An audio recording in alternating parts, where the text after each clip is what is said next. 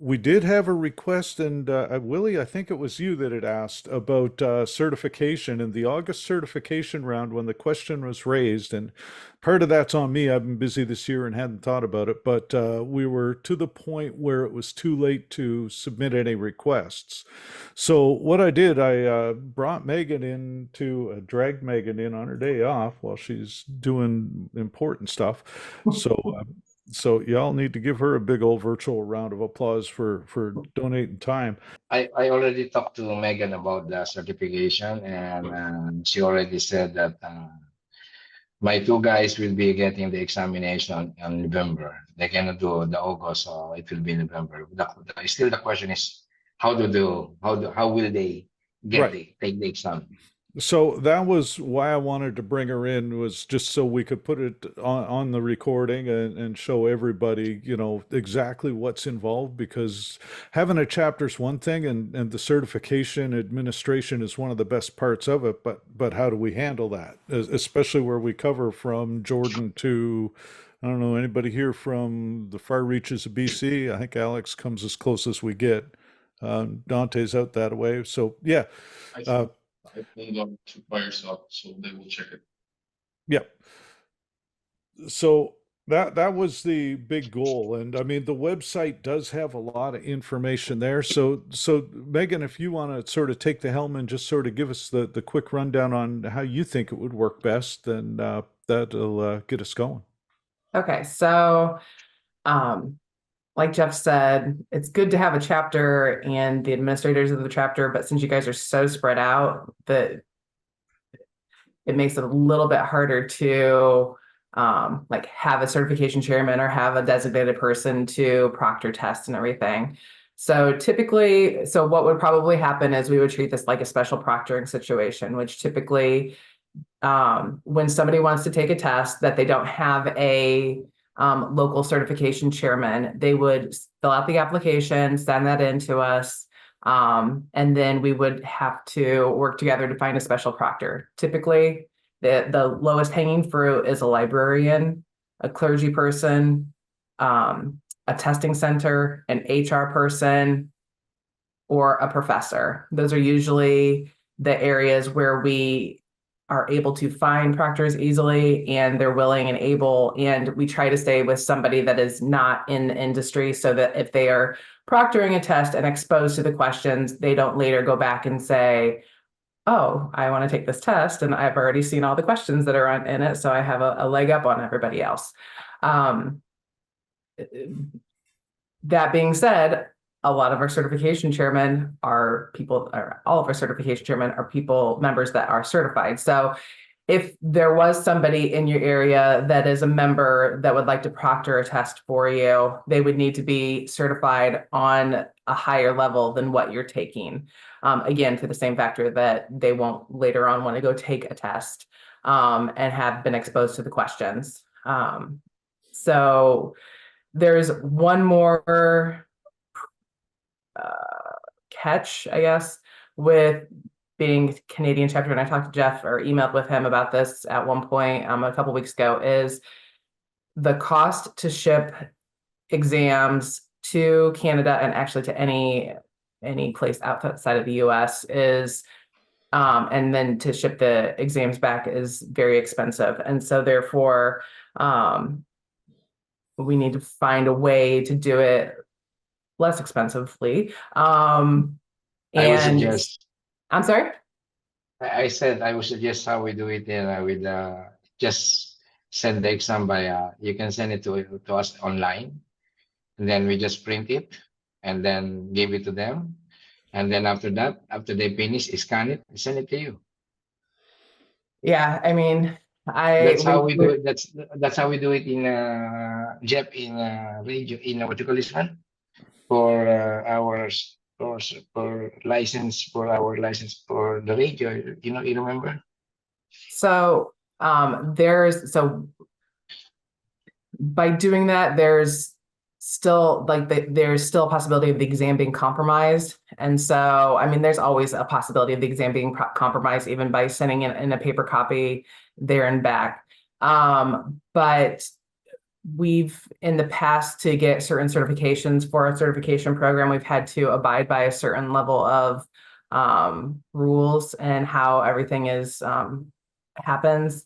And so at this time, that's not something that we really we've done actually. And the committee has talked about it a few different times, and it's still not something that they feel comfortable doing that way. They've looked also into digitizing the exams so that they're available, obviously, via a third party that proctors the test online or something along those lines. The one thing that I'll say about our certification program and our certifications is, in the scheme of other programs, ours are very inexpensive.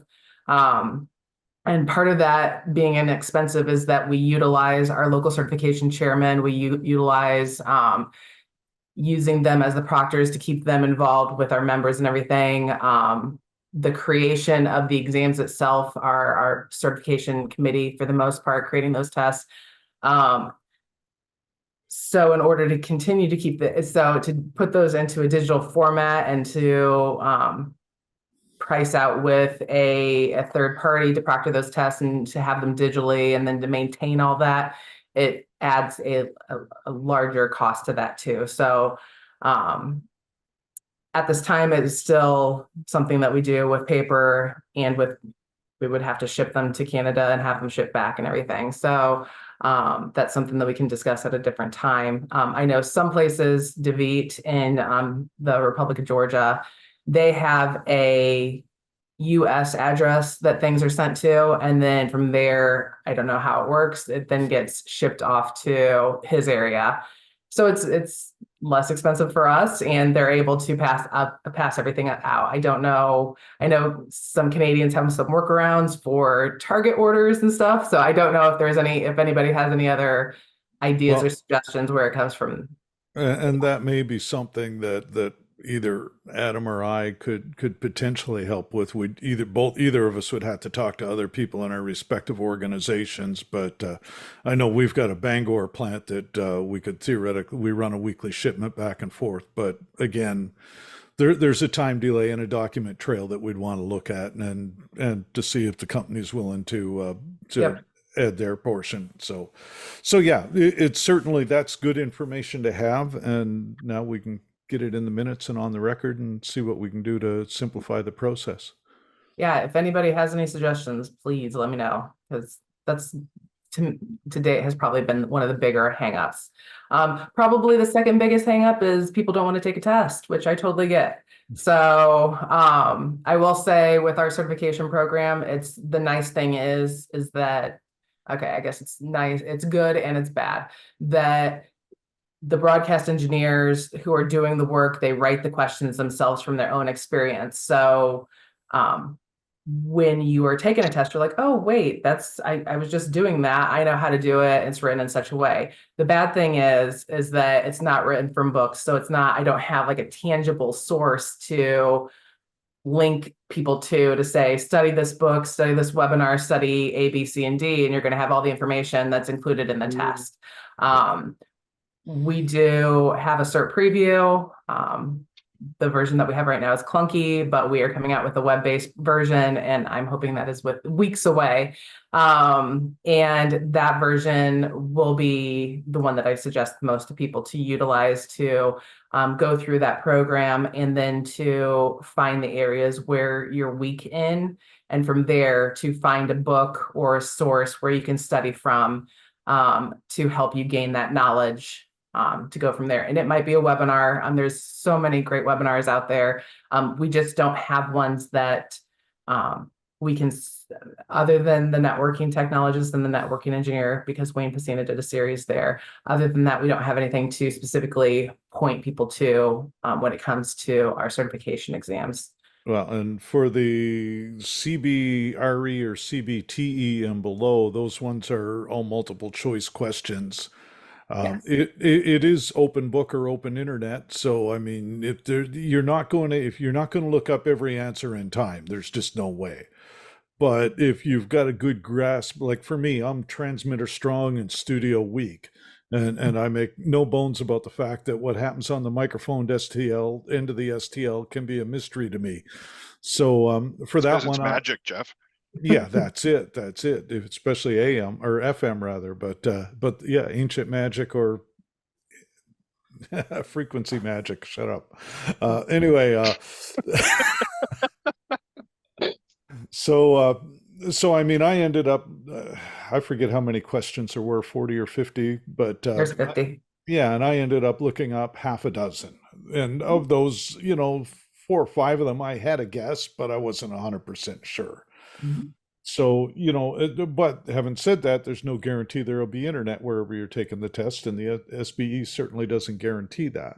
Exactly. If you're going above to the CSRE or CSTE exams, there is an essay question, but when you fill out the application form, there's about 4 pages of inquiries getting a feel for your experience, so the question will be tailored around what you know. And, so it's really good like that. That's Yeah. just my experience in it.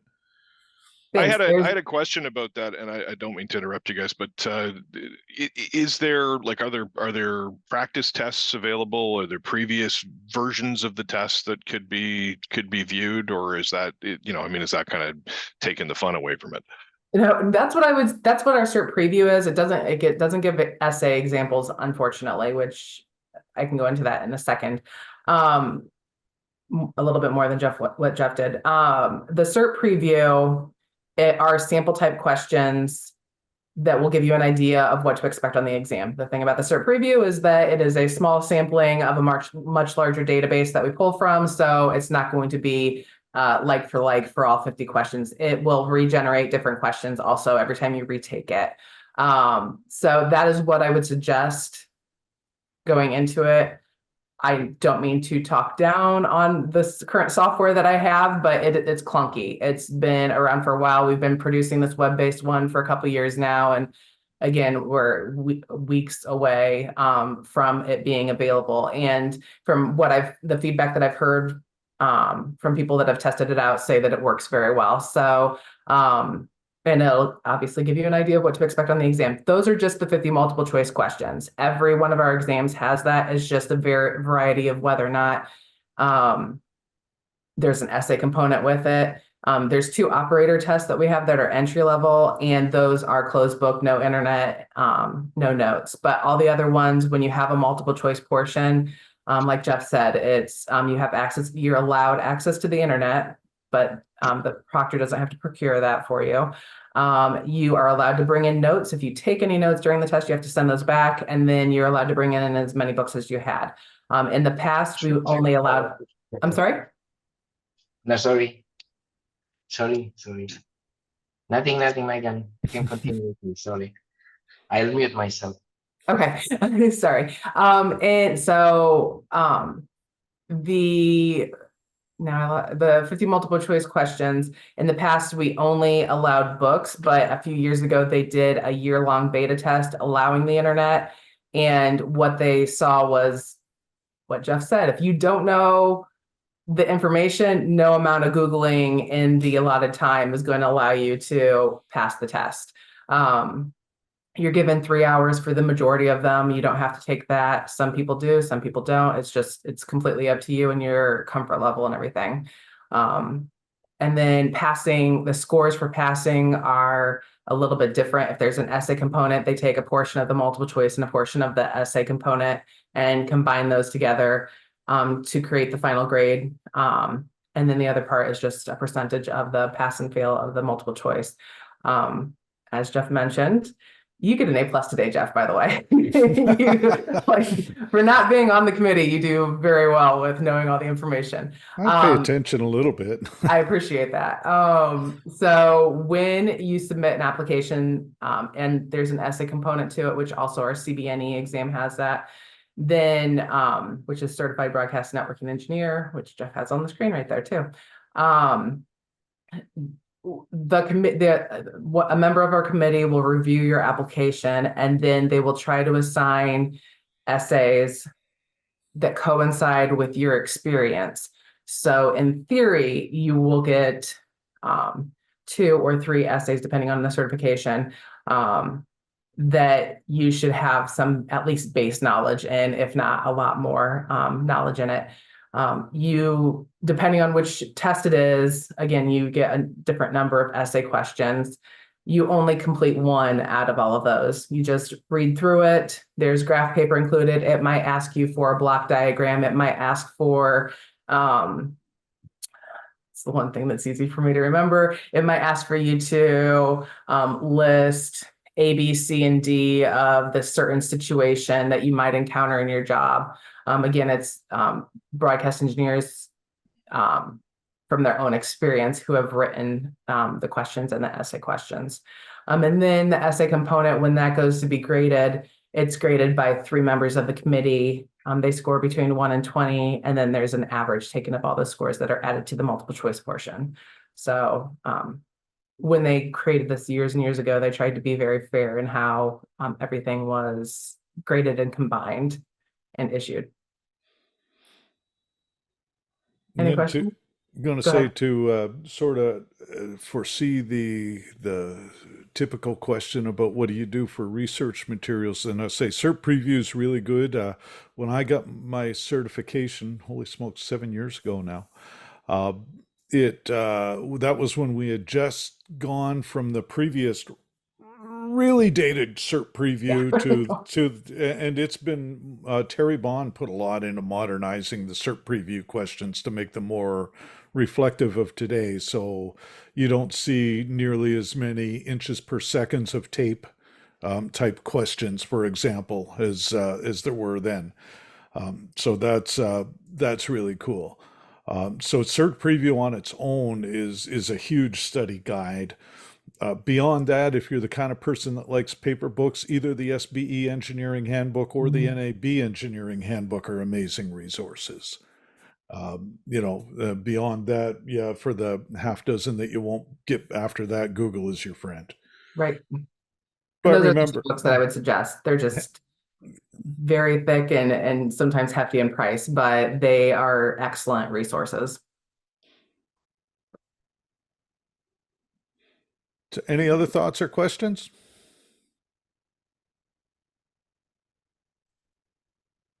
I don't think I really went over it yet, but real quick, the different certifications, they're the way that they are broken out are based on years of experience in the engineering field. So if you go to the certification levels area, if you do that, well, you're kind of there too. So we have an entry level, we have a minimum of 5 years, a minimum of 10 years, and then a 20-year level certification. The 20-year, there's, I just usually eliminate that right off the bat because it requires the other certifications. So I'll talk about the other ones first. There's there's 2 entry-level operator certifications. If somebody is interested in those, they purchase a book, study from a book, and then when they're ready to take the test, then there's a card in the back that redeems the exam for them. That is probably, we have a lot of people at stations that take that test. Some of the stations require it, others don't.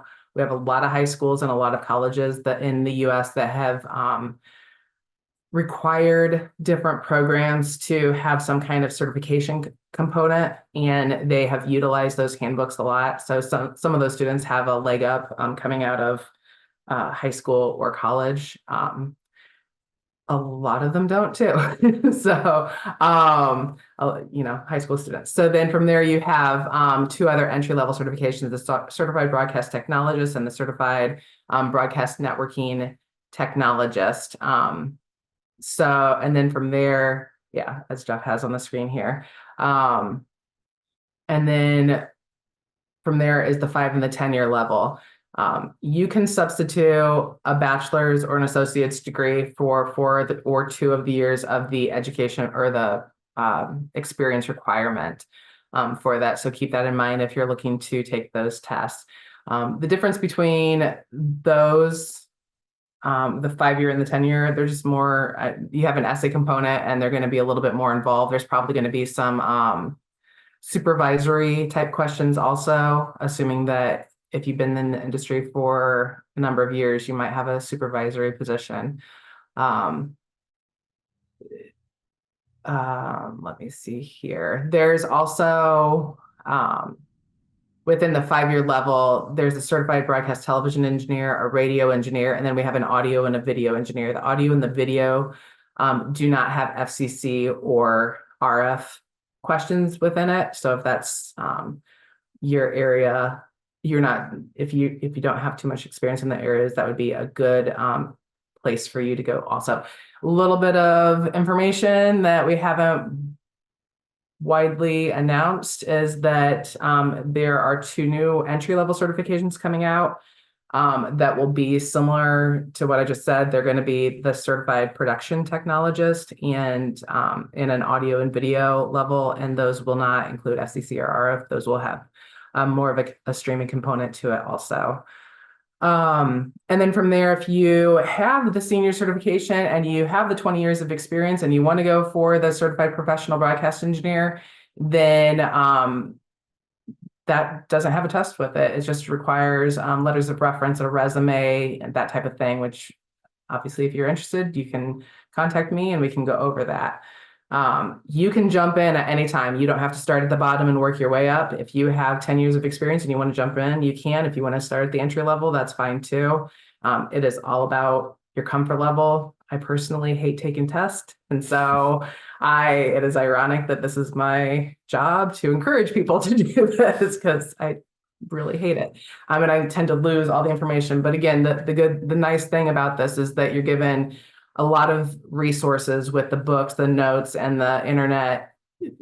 Again, the way that the questions are written, I'm not an engineer, so I can't really describe this, but I've had multiple people come to me and just say, like, I took this test and there was a question about this transmitter and I was just working on it yesterday. And so it was fresh in their mind and it was written in such a way that was accessible to them.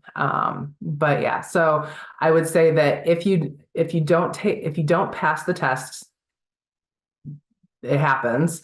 I'm the only one that knows. So, and we only give pass fail results. So we don't give percentages out. If you score a 70% on the majority of the tests, it's a 70% or higher passing, then you pass. If you score 100%, you pass.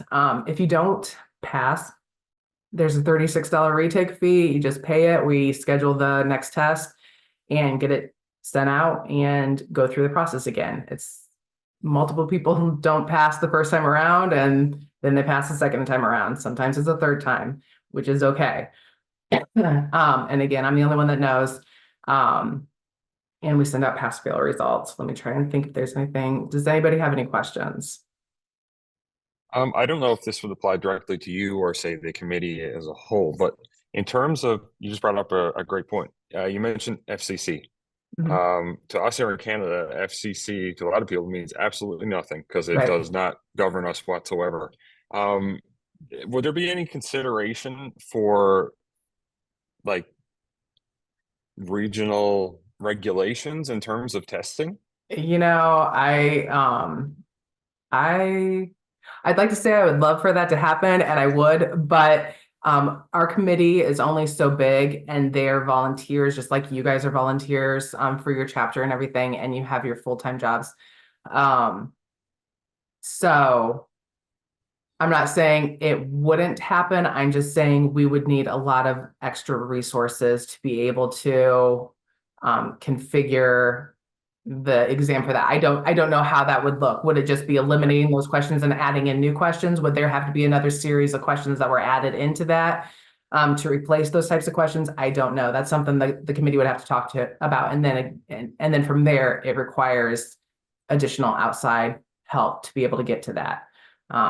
Excuse me. So yeah, I if mean, you would like to kinda volunteer to help with that, that's always great. So. Well, you know what I mean. If there's 10 questions on FCC regulations, I'm going to get 10 of them wrong, most likely, unless there's some consistency across, which I'm sure there is. Right. But the funny thing between ISED and FCC, the difference is so minimal that you'd never notice it.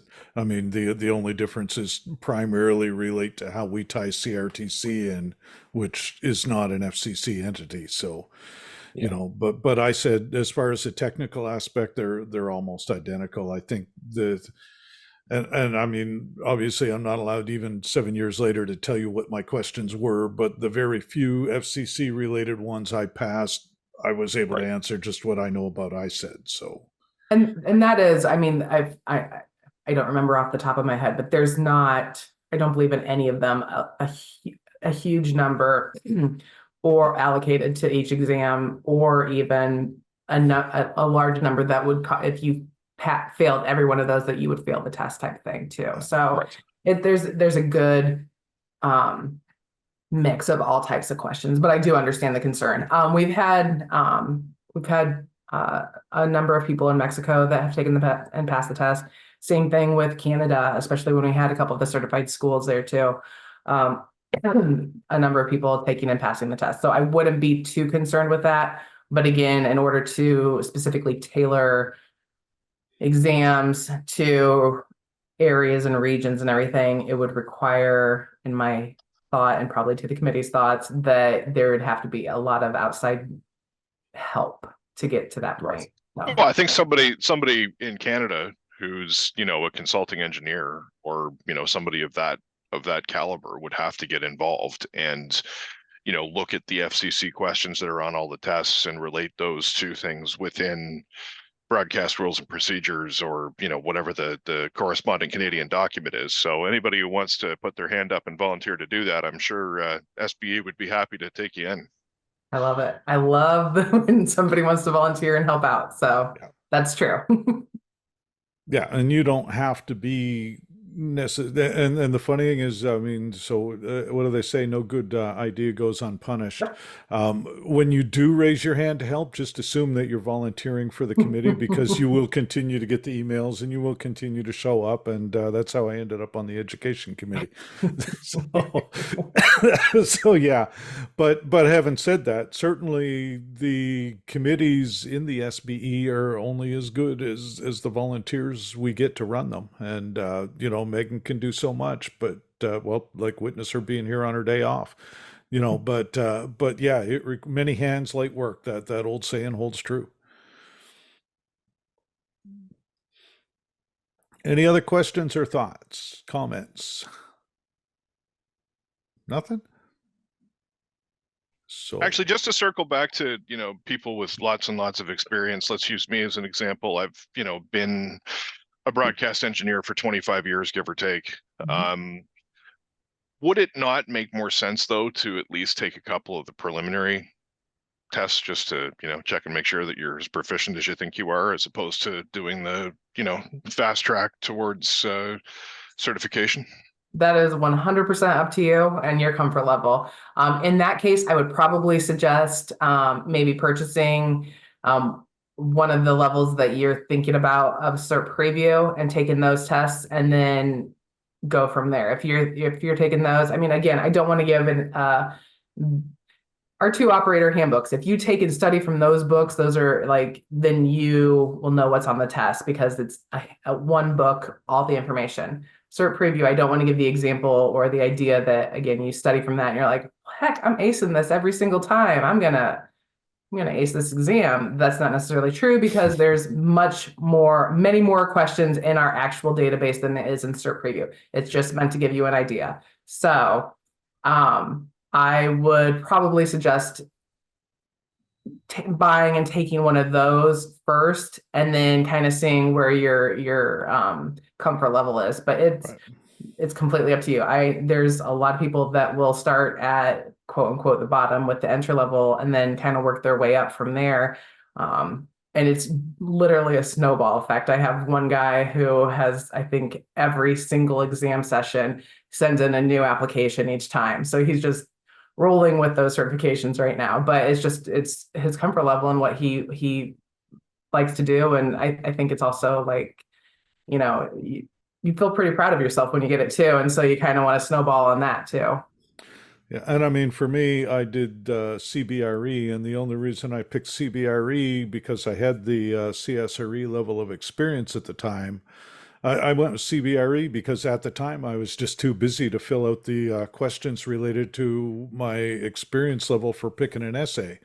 So it was just laziness on my part. But I started at CBRE, and like Megan said, I bought a copy of CERT Preview, and going through that, it's like, ooh, screwed those. Any questions related to this topic, messed a lot of those up. I should go learn a little more about that particular thing. And as you may have guessed, which end of the STL that particular thing happened to be. But yeah, I mean, the CERT Preview is great for showing you the areas where you're a little weak and where you might want to pick up an SBE engineering handbook or some sort of educational material and say, I need to educate myself a little more about this before I dive in. But yeah, it really wasn't. I mean, in spite of the fact that it's a long ass test, it wasn't that terrifying. It wasn't nearly as bad as I expected it to be, thank goodness. Yeah, again, you don't have to fill up the 3 hours, but you're given that. But it's definitely the time can go quickly if you're in the thick of it, and then it can go by pretty slow if you're just, not. So, but yeah, and you're always welcome to upgrade at some point, Jeff, if you'd like to. So, to By that the way, senior radio.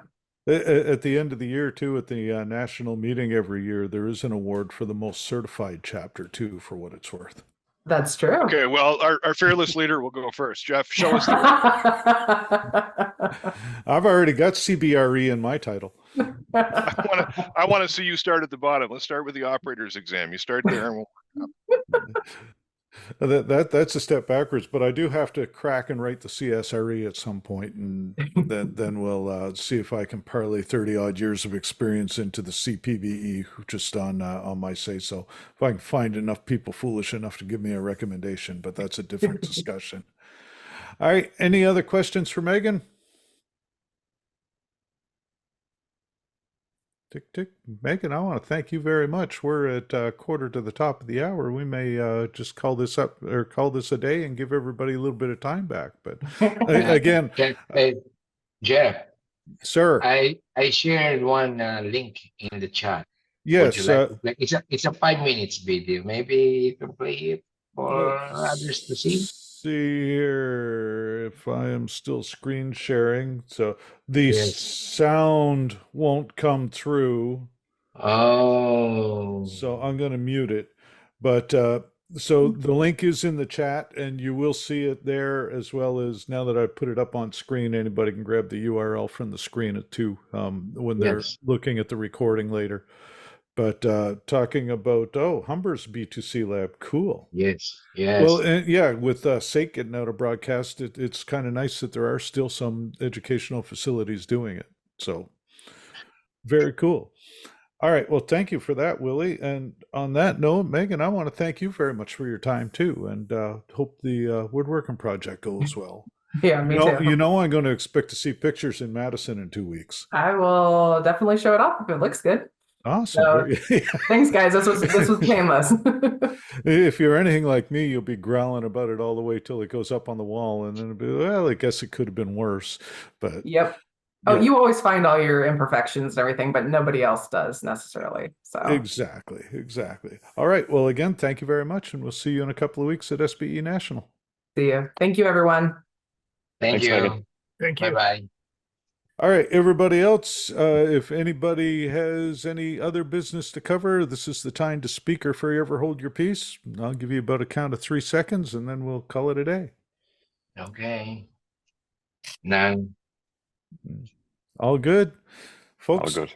Again, thank you very much for your time. As I said, next month I am going to try to cabbage Tony Peterly he's been with Worldcast Automat. He's independent with Tony Peterly Technical Services now, but he is probably one of the sharpest guys around when it comes to talking about SNMP. And it's funny because SNMP is one of those technologies that has been, the IT folks have been trying to get rid of it for 20 years. Broadcast found it about 10 years ago and said, ooh, shiny, cool stuff. And so it's become really popular with everything we do.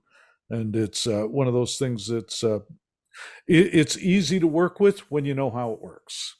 So I think we'll have a little bit of fun with that. All right. On that note, I give it another couple of seconds, but if nobody has anything else, we'll call it a day. Bye-bye. Have a nice day. All right. So our, what is this? August meeting's officially adjourned. We'll see y'all next month. Bye now. Bye bye. Thanks, See you, everyone. folks.